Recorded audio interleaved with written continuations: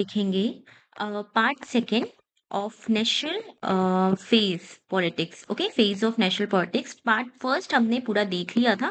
कैसे स्वराज पार्टी आया, all Indian trade union Congress आई, 1922 के बाद गांधी जी का मूवमेंट रुक गया, लेकिन क्या आजादी की लड़ाई भी रुक गई? नहीं, अब मैदान में उतरे बहुत सारे रिवोल्यूशनरीज, जिसने कहा कि अब बात नहीं, सीधा एक्शन करेंगे। ओके, तो ये सब हमने देख लिया था। और आज हम उसका पार्ट टू देखेंगे, जिसमें हम देखेंगे कि रिवोल्यूशनरी मूवमेंट का second phase, like Hindustan Republican association 1924, उसमें कौन कौन से मेंबर थे। फिर उसके बाद हम देखेंगे Hindustan socialist republican association. Okay, तो without wasting time let's start the video.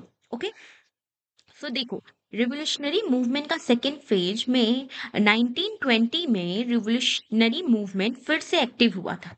Okay okay, non cooperation movement बंद हो गया।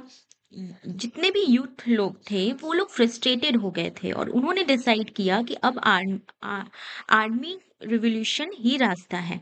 ओके, तो सोशलिस्ट आइडियोलॉजी का स्प्रेडिंग और रिवोल्यूशनरी ऑर्गेनाइजेशन का फॉर्मेशन और यूथ पर स्ट्रॉन्ग इन्फ्लुएंस डाला और ऑर्गेनाइज्ड स्ट्रगल हुआ। इसका मतलब मूवमेंट अब एग्रेसिव हो चुका था। ओके, तो इसी में हम देखेंगे हिंदुस्तान रिपब्लिकन एसोसिएशन 1924। देखो, ये कब हुआ था? 1924 में, कानपुर में। ओके, कानपुर में। लीडर थे इसके, लीडर थे आपके इसमें सचिंद्र नाथ सन्याल। और की पब्लिकेशन इसका जो था philosophy of the bomb and revolutionary. Branches था इसका बंगाल, बिहार, उत्तर प्रदेश, दिल्ली, पंजाब। इनका मेन ऑब्जेक्टिव यही था कि इनका ऑब्जेक्टिव था कि हम ना call from army revolution establish करेंगे federal republic in India and attainment of complete independence. Okay, इसमें मेंबर्स की अगर हम बात करें तो राम प्रसाद बिस्मिल, ये सारे उसमें मेंबर्स थे। ओके, किसके? हिंदुस्तान रिपब्लिकन एसोसिएशन का। ओके, अब देखो, इसमें आप पहले कहानी की तरह समझो इसमें हुआ क्या था। 1925 में बेसिकली देखो, हुआ ये था कि काकोरी ट्रेन रॉबरी हुआ था। अगर आपने मॉडर्न हिस्ट्री पढ़ा होगा तो ये जो टर्म है वो आपको बहुत अच्छे से पता होगा। रिवोल्यूशनरी ने ब्रिटिश ट्रेजिडी, जो जितने भी ब्रिटिश के थे वो लूट लूट किया था। एम था कि फंड जुटाना रिवोल्यूशन के लिए, लेकिन कई लीडर अरेस्ट हो गए थे और मूवमेंट को बड़ा झटका लगा था। ठीक है, तो अब मूवमेंट एग्रेसिव हो गया और 1928 में ये हुआ कि Hindustan socialist Republic association, HRA का नाम बदलकर, मतलब ये जो ऊपर वाले का नाम बदलकर, एचआरए का नाम बदल के क्या कर दिया था? HSRA. Okay, Hindustan socialist republican association. तो अब आइडियोलॉजी क्लियर थी कि सोशलिस्ट रिवॉल्यूशन हम करेंगे। और फिर क्या हुआ कि देखो, यहाँ पे आप ये डेट याद रखना, 1928 में दिल्ली में फिरोज शाह जो थे, और लीडरशिप था चंद्रशेखर आजाद, और ऑब्जेक्टिव था हम socialist Republican state in India. क्योंकि मूवमेंट बहुत ज़्यादा एग्रेसिव हो गया था, इसलिए लोग ने क्लियरली उन्होंने एक्शन दिखाया। ये अगर हम लीडर्स की बात करें तो इसमें भगत सिंह, सुखदेव, विजय कुमार, ये सारे उनके लीडर्स थे। ओके, तो हुआ ये था कि भगत सिंह और राजगुरु ने क्या किया था, ये सुरेंदर्स को गोली मार दी थी। ओके, तो ये रिवेंज एक्शन था जिसने पूरे देश को हिला दिया था। ओके, तो कहने का मतलब यही है कि सेंट्रल असेंबली बॉम्ब केस में भगत सिंह और बिटुकेश्वर दत्त ने 1929 को 1929 को इन्होंने क्या किया था, 1929 को सेंट्रल असेंबली में बॉम्ब फेंका था। लेकिन ध्यान रहे, बॉम्ब मारने के लिए नहीं था, मैसेज देने के लिए था कि ये इनकलाब जिंदाबाद वाला नारा। ओके, तो ये समझो कि पूरा फेज में जो हुआ वो यूथ लोग फ्रस्ट्रेटेड हो गए थे। उन्होंने आर्म्ड स्ट्रगल अपनाया और रिवोल्यूशनरी ऑर्गेनाइजेशन स्ट्रांग हुआ और ब्रिटिश सरकार को डायरेक्ट चैलेंज मिला। ओके। तो ये सारा था ऑडिको सुरेंद्र एसोसिएशन की। अगर हम बात करें 1928 में, ये प्रोटेस्ट अगेंस्ट साइमन कमीशन था, लाला लाजपत राय थे उसमें, और इसमें अटैक भी हुआ था, मैंने आपको बताया। और किसने अटैक किया था 1928 में? भगत सिंह ने, चंद्रशेखर आजाद ने और राजगुरु ने अटैक किया था। ठीक है, तो ये आप याद रखना। और एक नन जीवन सभा बना था जिसका एस्टेब्लिशमेंट पंजाब में हुआ था, फाउंडर थे उसके भगत सिंह।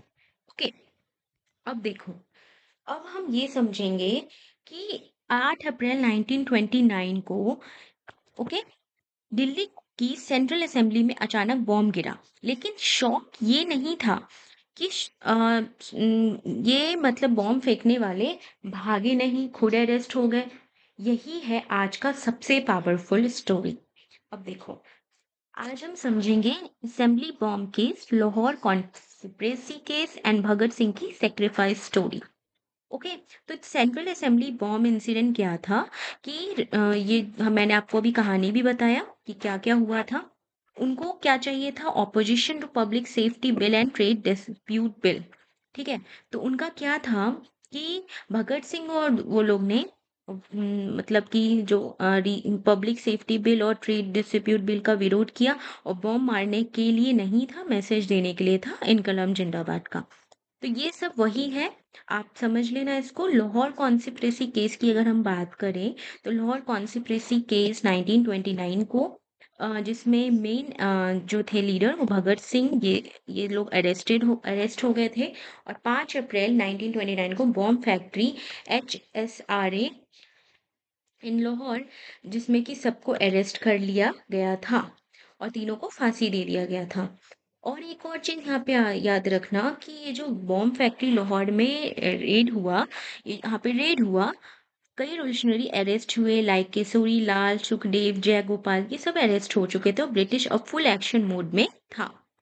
अब यहाँ पे आप देखो चंद्रशेखर आजाद का, तो चंद्रशेखर जो आजाद थे, वो, अगर उनका हम बात करें तो 23 जुलाई 1906 को इनका बॉर्न हुआ था। ये इंडियन फ्रीडम फाइटर थे, और ये ऑर्गेनाइजर ऑफ हिंदुस्तान सोशल। तो ये इनका कुछ बायोग्राफी आप याद रखना।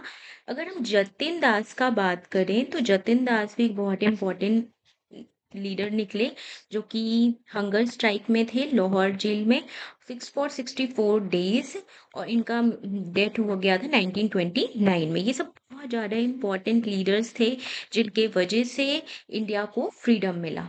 ओके, अब देखो, ये चित्तगांव अरमोनरी रेड, ये भी एक बहुत इम्पोर्टेंट है क्योंकि 1930 में हुआ था। ईस्टर्न बंगाल में सूर्य सेन लीडरशिप था, ऑर्गेनाइजेशन था इनका, रिपब्लिकन आर्मी। और इसमें देखो 18 अप्रैल 1930 में ब्रिटिश जो आर्मीज पे अटैक हुआ था, ये चिटगांव में, वेपन्स कैप्चर कर लिया गया और सूर्य सेन एडजस्ट हो गए। ठीक है, तो ये सब इम्पोर्टेंट है कि कैसे कैसे रिवोल्यूशन हुआ, लोग अरेस्ट होते गए उनमें, और मतलब कि कहते हैं फ्रस्ट्रेशन निकला, ये सब हम इसी में है। तो ये बेसिकली एक कहानी की तरह आप समझो।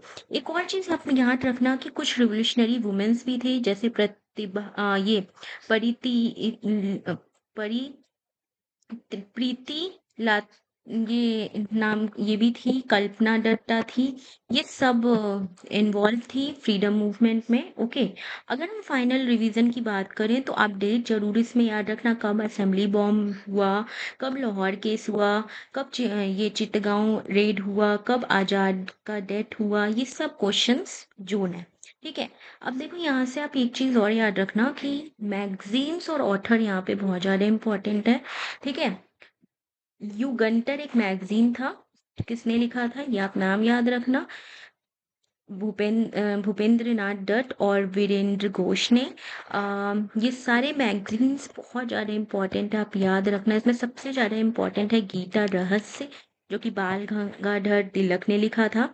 न्यू इंडिया बहुत इम्पोर्टेंट है बिकॉज इसमें विपिन चंद्र पाल ने लिखा था। वर्तमान रणनीति, प्रेजेंट स्ट्रैटेजी, जो वीरेंद्र कुमार घोष ने लिखा था। अगर हम और इम्पोर्टेंट की बात करें, सत्येंद्र सन्याल, ये भी बहुत इम्पोर्टेंट है।